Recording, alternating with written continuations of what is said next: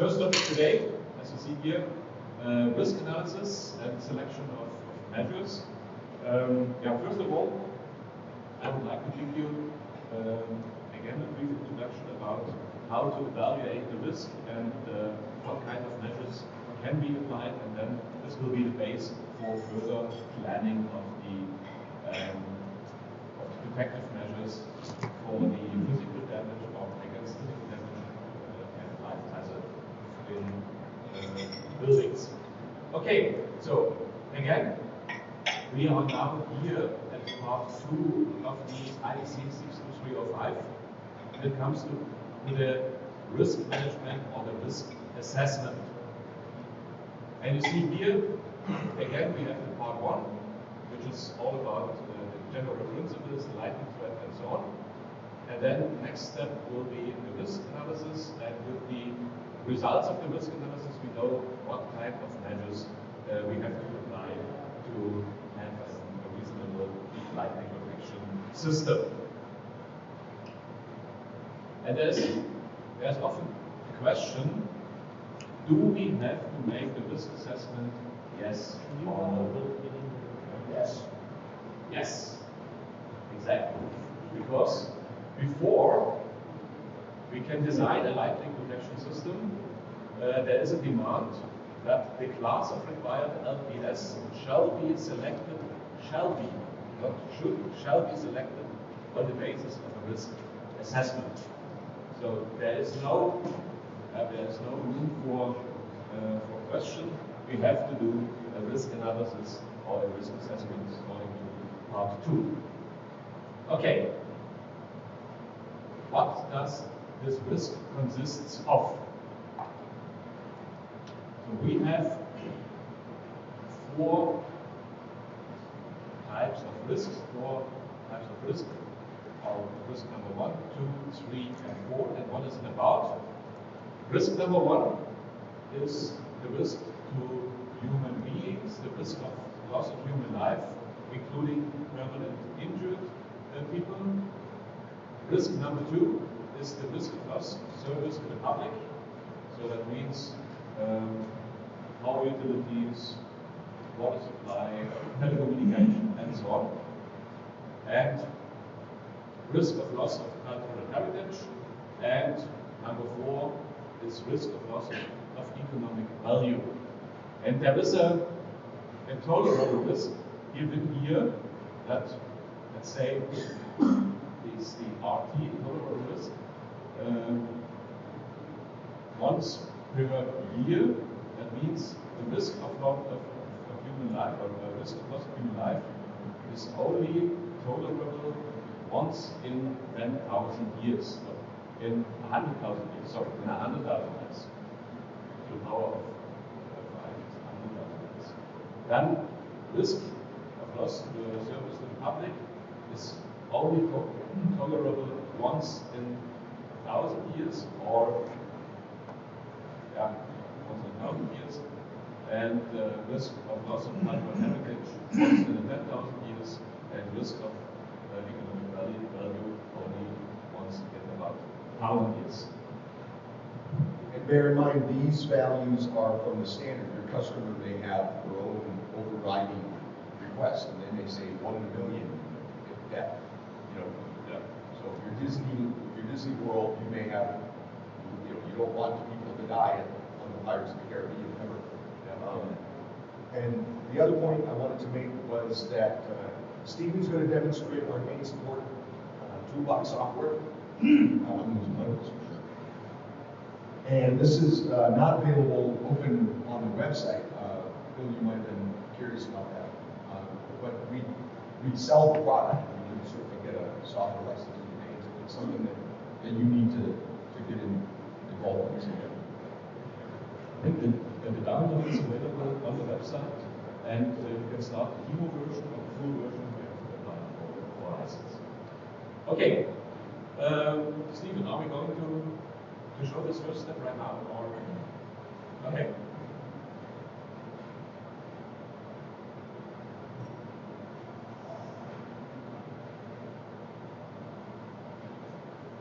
Steve, maximize the screens you're taking so Sorry for that. Really fast.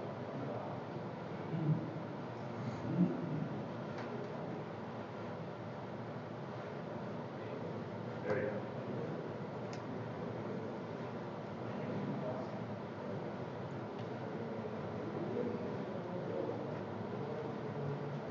So first of all, you find here the total rubber risk, the RT, which is this one, here on this under this button.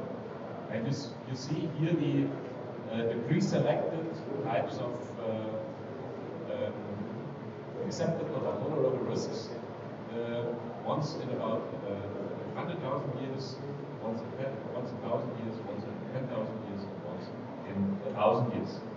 So here you have the chance to change the values. Let's say if your customer require different values. If not, then you can apply.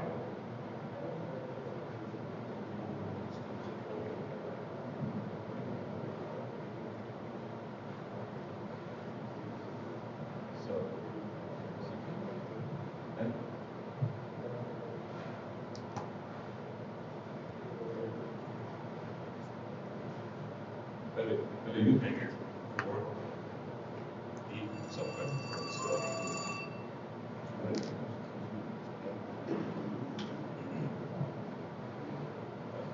Good morning, everyone. So, like Volker said, right after we select the risk components that's relevant to the risk assessment, the next step is basically to define what is your source of damages. And what you see here is basically all the different risk components that basically, how can I say that basically it's calculated for each of the 4 risks that Volker just mentioned.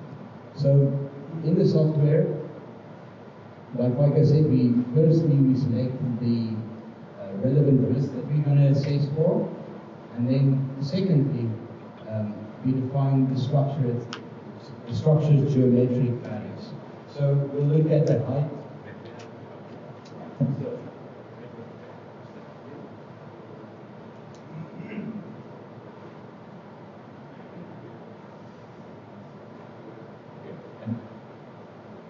As you can see here, these risks, the total rubber risks, they have to be compared, or they have to be compared with existing risks. And these existing risks, they consist of several components. And this is what we are going to show you right now. Yes. So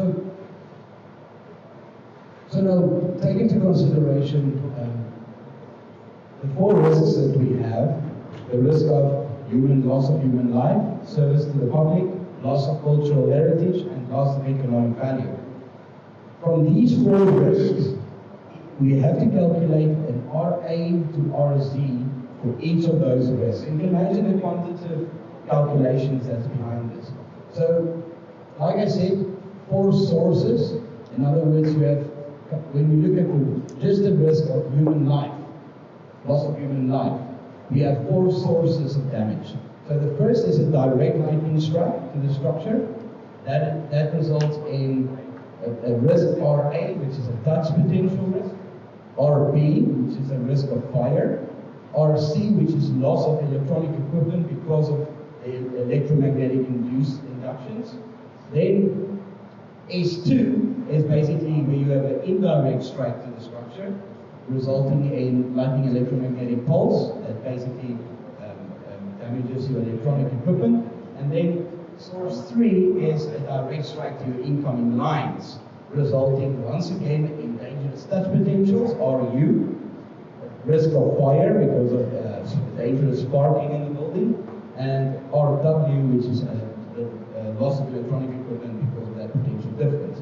And then, of course, again, an indirect lightning strike to the incoming line. So consider this. So we're considering the structure as well as the incoming lines. And for stage 1, we consider a direct strike, and we consider an indirect strike. So just as long as you understand that. So the first step, obviously, in doing this risk assessment is telling the software which risks are we calculating for. We're calculating for human life, or for service to the public, if it's a church, cultural heritage, or a museum, or if it's a massive PV field. I mean, human life is not necessarily an issue because there's not a lot of people on the PV field, but loss of economic value could be an issue.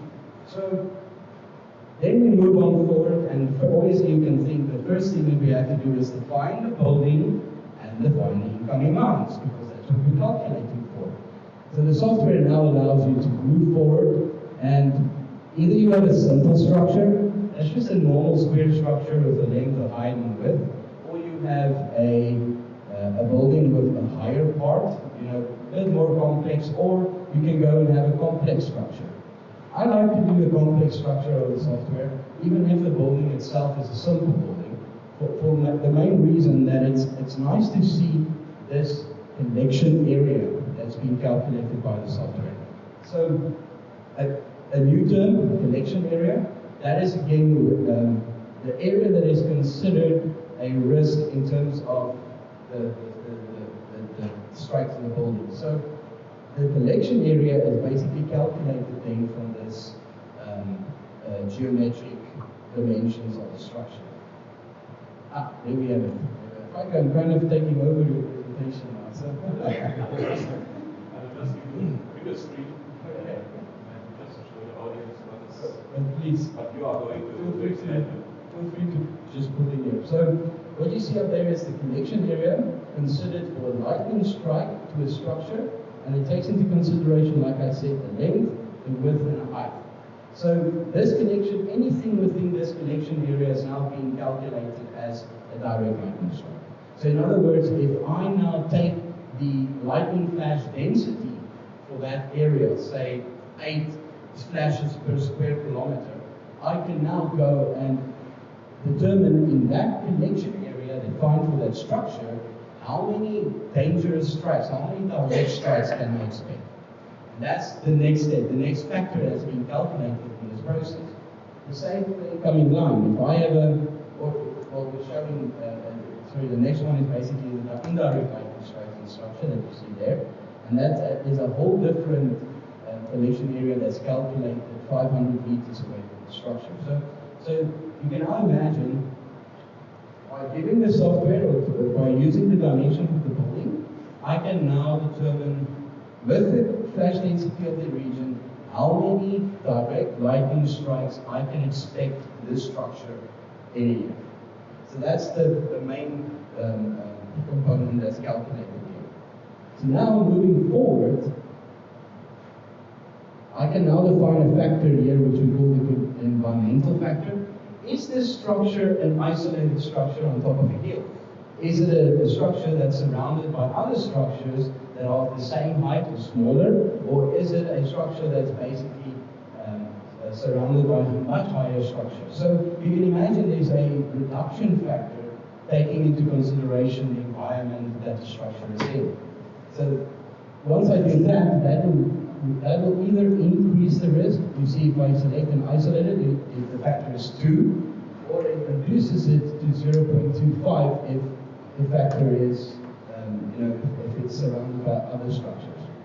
So after I've done this, the next step is, like Michael explained yesterday, the lightning protection zone concept. So I can now go and divide the structure into different zones, or I can tell the software I'm considering one zone risk analysis where I've got an outer zone, zone 0A, a zone that's exposed to direct lightning strike, a zone 0B, and a zone 1 on the inside. So in this zone, this is very handy if you have a complex structure that has multiple areas within the structure that is sensitive, and you want to divide it into lightning protection zones. So as an example, this is a difficult concept to understand. So as an example, let's say this is the building, we're standing in the building that we're trying to protect. So we can define the outside zone of this building as zone 0. I've got an external lightning protection system that I'm installing on this building. That means I've now divided zone 0 into zone 0A and zone 0B. Zone 0A is everything outside of that protective blanket that we saw yesterday provided by the lighting protection system. That's still exposed to a lighting strike. Now, and then everything underneath that protective blanket is Zone 0B. Inside this building, I can now define a zone as lighting protection Zone 1. And now I can go further and say if there is a computer room or a server room or there is a distribution panel or something in this building that's at a higher sensitivity level, I can define that as a next zone, as a lighting protection Zone 2 and 3 and move on forward. So that means the incoming line coming into the building comes from Zone 0, which is outside, comes into the building, and now it goes into my main DB. My main DB is now that boundary point between Zone 0 and Zone 1. And that's the main reason why you then go and install surge protection devices inside the main DB. That's your boundary. That's when you want lighting, you want to arrest the lighting currents at that point. But now, the type 1 SPD that I'm installing in that DB might be providing me a certain protection level that's not adequate for my sensitive equipment that I have in my computer room, sorry. So now from that main DB, that's all fed into the sub DB that's inside of the computer room. Everything in the computer room is more sensitive, so I define the computer room as Zone 2. So that means the line feeding from the main DB to the sub DB now goes through Zone 1 into Zone 2. So where's my boundary between Zone 1 and Zone 2? It's in the sub DB. And that's where I'll then install a Type 2 SPD to provide you with a better protection level. So you see what I'm saying here. So it comes down to the risk analysis actually allows the designer now to physically look at disruption, not just on the outside. We are looking at the outside, as you've just seen, but we also get an idea of what the systems look on the inside. And that gives the designer already a very good guidance towards how he's going to implement the lighting protection concept for the building, including internal and external lighting protection systems. So now, this is the part of the software where you then define those zones. So like a long story, but so you then define the different zones over here, and for each of those zones, the risk analysis now allows you to define the characteristics of each zone. So I can say this area, which is lighting protection Zone 1, I've defined it as lighting protection Zone 1, is a conference room. There's always people here. So if I just go to the next page of the software here, you'll see that I can now define for this zone that the amount of human life present in this zone is 8,760 hours a year. That's exactly every single hour there is in a year. So you can go and define for that zone, this is the amount of people that this area is going to see. But now the computer room is not going to see that amount of persons through the year. So I can define a different risk factor for the computer room, and so forth and so forth. So you can see dividing the big structure into different zones, and then defining a risk that's really relevant to that zone. So you can already see so that's this whole process. I think that's why the IEC wants you to do a risk assessment. That's why they tell you shall do a risk assessment, because this is actually where you as a designer or an engineer, this is where you will build up your lighting protection concept. I mean, it guides you. Otherwise, what else would you follow to make sure that you're addressing all of the different things that you need to address? So this is why we always like to start with this process. So after finishing this process, I actually know exactly what's my risks and exactly what measures and concept I'm going to implement. So now, after I've defined the zones, I've defined the amount of people that's in the building, I move on, and obviously we're done with the building, so next is the incoming lines. So we then define all the different supply lines that there are. You can define as many incoming supply lines as you need to. So in this case, we generally look at an incoming power line and an incoming communication line if it's not fiber. So you can define what's the insulation factor. Is it an aerial conductor coming in, or is it a buried conductor coming in? Obviously that makes a difference. Is the environment in a suburban environment? Is it in an urban environment? Or are we on a rural farm? That all makes a difference in terms of the risk factor of the income line, yes. In your risk assessment software, are you looking at where buildings are affected in the water? For example, Miami has way more lightning than way at the river. Yes. That's one part that I actually skipped. The moment you open up the software, it asks you to input the ground flash density for that region in the world.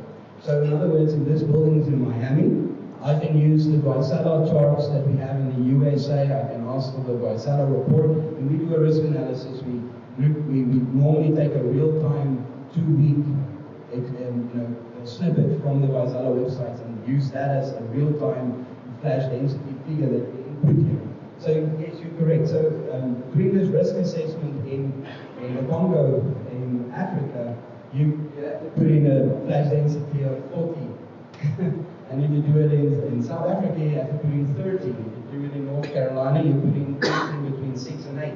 Move down to Florida, you're talking 12, 13, 14, even higher. So you're 100% correct. That's where all that information is input there. So that, together with the structures and geographics, that's that portion of the calculation. So like I said, with the incoming lines, we can define the installation factor, and we can define if it's in what environment it is in. We can define is it a high voltage line, a low voltage line, all those types of things. And then we can also, there's a tab here that says system connected. So in other words, if you have multiple connected, say you have a substation that's feeding the line about 500 meters away from this building, you can actually define the substation as a connected structure.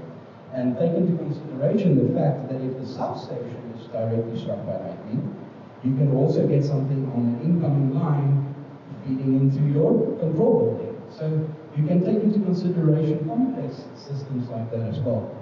And then the next step is basically where you define the properties of the internal systems.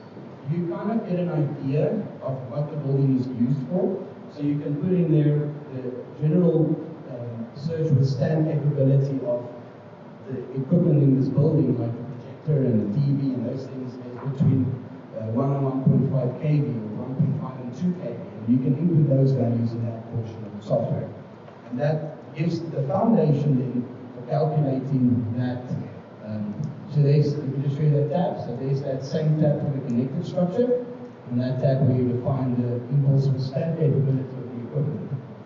So at this point in time, you now define the structure, you define the lines, you're already deep in the risk assessment. So the next step is basically the properties of the building. So what would you consider a problem is obviously fire. So does the building have a normal risk of fire, a high risk of fire, a low risk of fire? Another one is basically, do you have any fire precautions in the building, like fire exits, fire extinguishers, automatic fire suppression? And it takes into consideration facts like the internal characteristics of the ground. Are we on carpet? Are we on ceramics? Are we on a concrete floor? On the inside and on the outside of the building. So this is all important when we are assessing for human life, when we look at types of applications. So defining all these properties of the building is then the next step in the risk assessment, as well as the shielding properties of the structure. Do I have multiple spatial shielding or not? What's that properties of the building that you can put in here?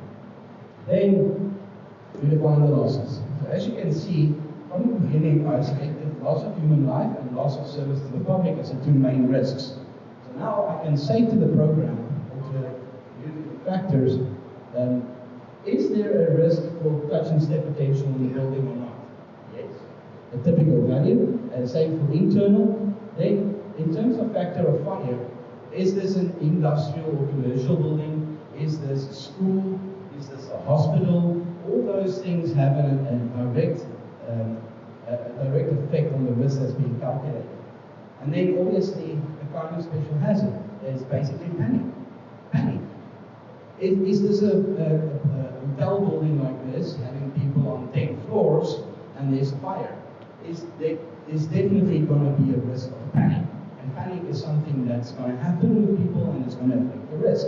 So it's great that we even take that into consideration in calculating this risk.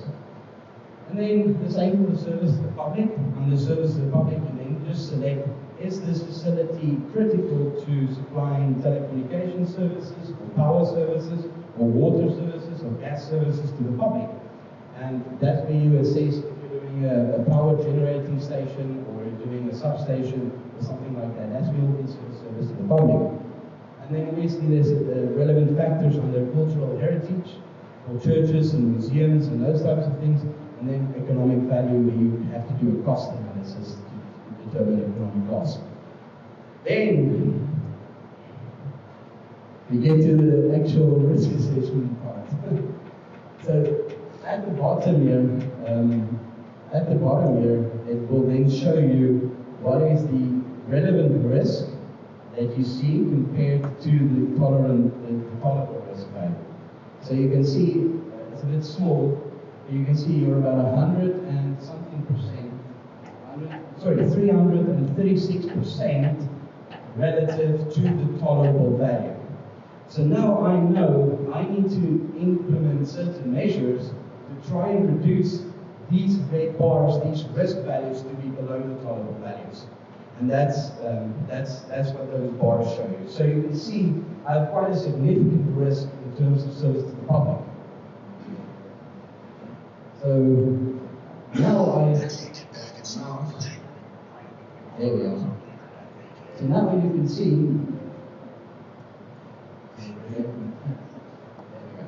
so now you can see, okay, just bear with me, I'm gonna delete this because I've already selected the protection measures. So I'm just gonna delete the protection measures and then just go back to that structure and restart this process. So now this will show me for loss of human life, I have a significant risk in terms of RV. So RV means I have a risk of an incoming line being directly struck by lightning. So now I can select that, and that will tell me what type of measures I can implement to reduce this. So I can implement lightning equipotential bonding as an example. And that will basically reduce the risk to below the value. So you can already see, you can implement a protection measure that does not even include an external lightning protection system. Because you now have gone through the process of I'm sure the sales guys can agree with me, but you've gone through the process of determining what is the actual risk to the structure. You can now see that with such a low flash density of 6, and such a small structure, I don't have a risk of A, RB, or RC. So I don't really have a risk of a direct lightning strike. So just implementing equipotential bonding in the form of surge protection devices for your incoming lines and equipotential bonding in terms of the incoming pipes and those types of things, I've already reduced the shock risk and the lightning and the equipment damage risk that I normally would have had in the structure.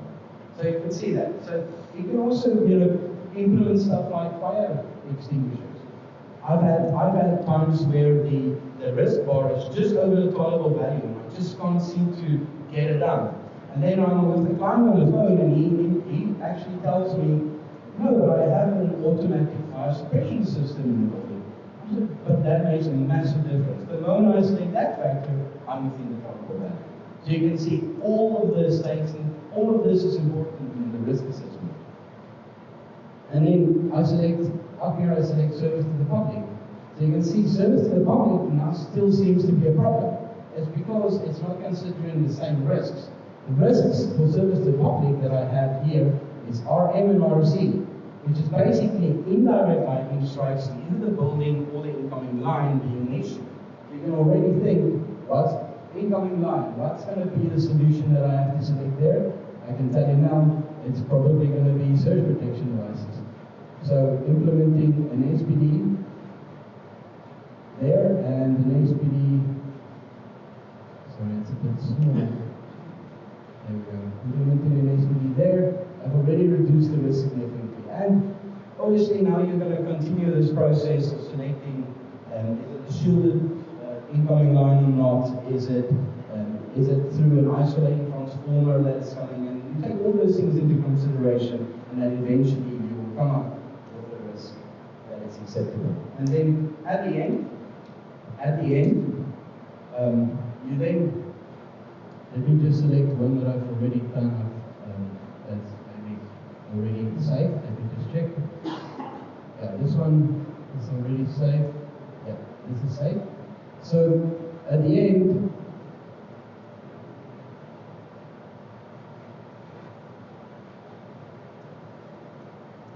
what do we have at the end? And now it's on the screen. So in other words, I get a classification in here for the collection area, and my risk without measures, my risks with measures, and then my list of measures that I select. So now as a designer, I can move forward and say, great, now for this lighting protection concept, I'm going to design a system, a lighting protection system that complies to LPL4, using the rolling sphere of 60-meter radius. I'm going to be implementing lighting potential 1 for that same LPL4. And then obviously the two incoming lines being communication lines and power lines, we're going to be implementing surge protection devices for them as well. And now you know that by implementing those measures, you actually have a safe structure. And that's then when you kick off the design process.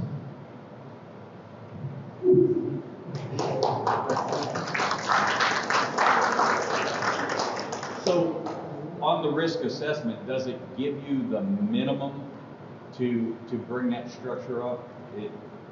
Yes. In other words, it's just a minimum, the bare minimum, right? Yes, yes. I mean, you can. It's your choice how far you want this bar to be below the tolerable value. Yes, that's it. It's your choice. I mean, that is the risk that you saw without measures. So you can see now that I'm way below the tolerable value. So you can implement measures to just be at the tolerable value, and that's fine. Now, are you able to manipulate the software to increase that so that that graph shows differently? Yes, I can show you. Yeah. So let's look at this same example. So there you see, that's what the risks was. So you can see I'm looking at the cooling towers, I'm looking at loss of human life. I've selected an LPL4 system. Let's say I remove that, it shows me that I have this massive risk. Right. So now, okay, great. So if I select an LPL3 system, you can see that I've reduced it even more. So it seems like I have to have some form of lighting protection system in this example. But let's look at the SPDs. That's maybe a better example. So in the SPDs, I have selected, there we go, LPL 3 and 4. So I can select a higher LPL level, I can select no SPD. I can even select no SPD, but the cable is running in shielded cables and is running in metal conduits. You know, you can select other measures. You can also select, remove this as well. You know, and only select fire measures, whatever the case may be. You're addressing the risk with whatever measures you think is applicable. Right. What I was curious about is that if you manipulate it, you can see the difference between a level 1, level 2, level 3, and see if it's necessary to jump up or jump down. Yes, right? yes. So it'll show you in real time what that change has made to the graph. Yes, sir. Yes, yes. All right, thank you. And I mean, the risk assessment is really comprehensive. It's not just, that's what I like about it. It's not made for lighting protection. It's made for protecting the structure. It's made for the structure, not lighting protection. So you can, that's what I like about this. I can't use this as a selling presentation. Actually, I'm saying to you guys that you might not even have to buy lighting protection components to address a lighting protection risk. So that's what I'm an engineer, not a sales guy. So that's what I like about this. Is looking at the actual structure. I've got carpet floors, I've got a metal roof, it's this big, I've got fire suppression, and so you don't need lighting protection, you need SPDs. And your customers happy. And that's what I like about this whole engineered process. All right, thank you. The software helps you to give you an idea, but always you have to have your own criteria on what is the location, what is the building, what they do. It's also related sometimes to the business owner capacity, financial. That's the risk tolerance, right? Sometimes I've been in the situation that the budget is smashed. It's not this that they need. I offer this, but they have, okay, sure. put there as much as you can. You buy a car with 2 airbags, or you buy a car with 10, 12 airbags, and the price is going to be different. You see, that's where the process is also nice, because what she's talking about is that risk tolerance, like you said there, it's basically, I have the guidance from IEC that tells me this is the tolerable value, but I mean, if the customer comes and he says, you know what, I'm willing to accept not just a risk of once in 10 years, I'm willing to accept a risk once in 5 years or 20 years. So then you can adjust that tolerable value, in other words, that blue bar, and you can basically show the customer that statistical value that you just told me, with this measure, I can help you achieve that. So that kind of quantifies what he's trying to achieve. It's not just telling you, I have money for this, but I don't have money for that. Okay, so you have money for this, let me show you how I can protect you with what you're putting on the table. And that's your statistical risk. So yesterday we had the discussion about liability. Yes, sir. And yeah, that's why I say this process of doing this risk analysis should be always done as an interaction with the customer, because the customer has to provide all these components, these risk components.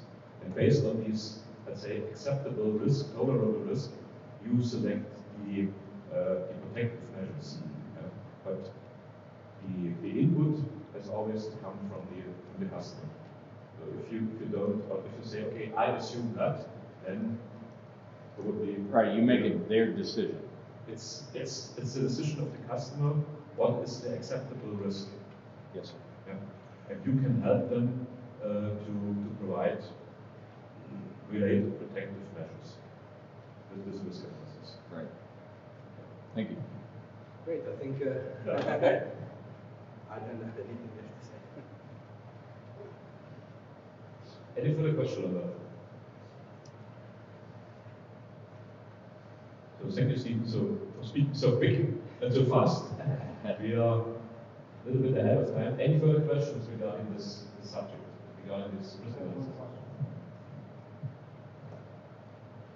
Is the risk assessment values for NFPA 780 and the IEC almost identical, or no? I need to hand over to the NFPA then. I've actually never seen a thorough NFPA risk assessment executed. I've seen people use pieces of it and do like just a life risk assessment piece of it. But I haven't seen what the result looks like, and I haven't seen really how it's used to select products. You know, like because an NFPA doesn't really give you the option of having a more and more stringent or more and more lightning rods closer together sort of approach to have more chance of intercepting the lightning. So I haven't seen it used that way to select, you know, A, B, and C level. That's what the IEC method allows us to. As Terry was asking, you know, you can really get just about as much as you need and not over design it. That's the point. We're trying to avoid, as our not sales guy says, I'm trying to avoid selling the products, you know, but to minimize the cost for the customer's benefit. It also allows you to mix it a little bit. You can have an area that you know is an EX zone, so that's got to be a high level tube, and an area that's sort of some steel piping or something that's not in as much risk. So you can also mix and match the system and have a really really thoroughly protected gas yard and then less rods out in some of the other buildings. That's allowable. And Ingo one had made a good point too. When we're looking at the surrounding structures, you take that into more account. So it gives you the benefit of the tall building next to you,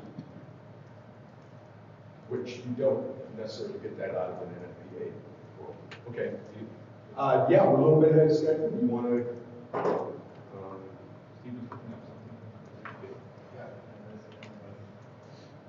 One of the things I do like about the software too, it feels like when you use it and you sort of want to interview the customer and walk through the answers with them, and they are, the more accurate your information from the customer, the better the result, the more accurate your result will be reflected.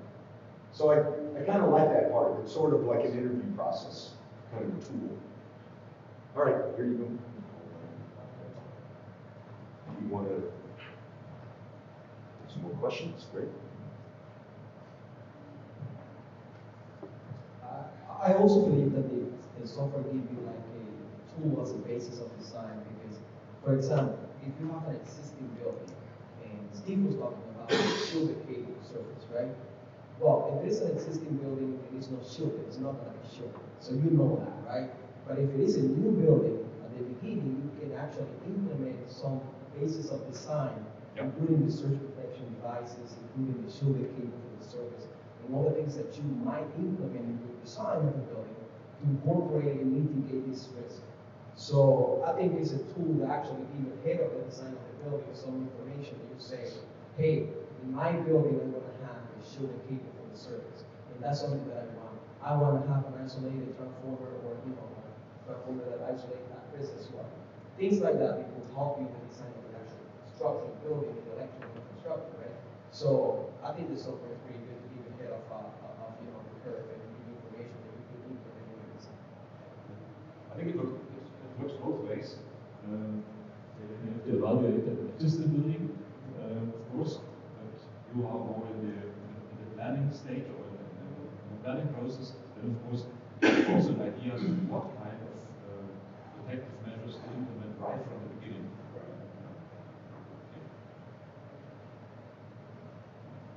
Anything else? Any further comment? Okay. No problem, Steve. You can also show just to show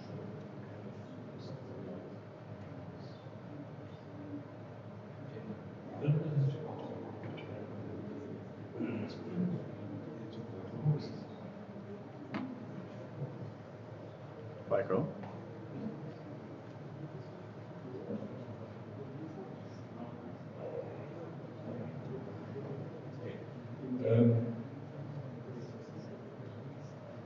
I just want to draw your attention to our DEHN SE Co KG Toolbox.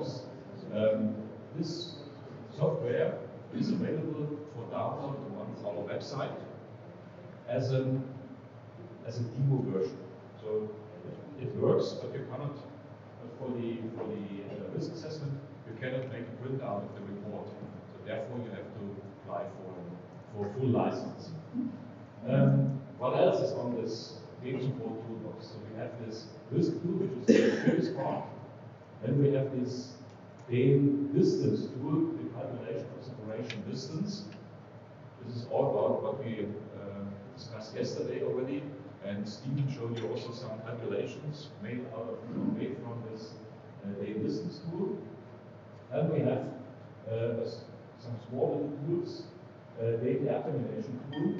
This is just to calculate the protective air or protective angle of air terminals depending on their height. And then there is an earthing tool. This is all about the length, the required length of earthing systems with regard to different lightning protection levels. And then there's the last one, number 5. It's a selection tool for SPDs. The power supply system, unfortunately, is based on IEC systems. It's not based on US power supply systems, but the selection for information technology systems is available for worldwide. If you are interested in selecting US systems, there is an online configurator. I think it was shown by Mark already. What we can, or which product is for which power supply system here in North America. Okay, then let's finish this topic. And To clarify that a certain portion of the software, is for free, you can use it online, but there's other levels that you can buy if you regularly do this type of designs. And here in the United States, we provide the service, or you can buy the software. That's what you need as a company. that's the information on the website. Okay. Okay, we'll take a break and we'll leave early for this first break and then come back at 10:15. Yep. Okay? Great. Enjoy snack.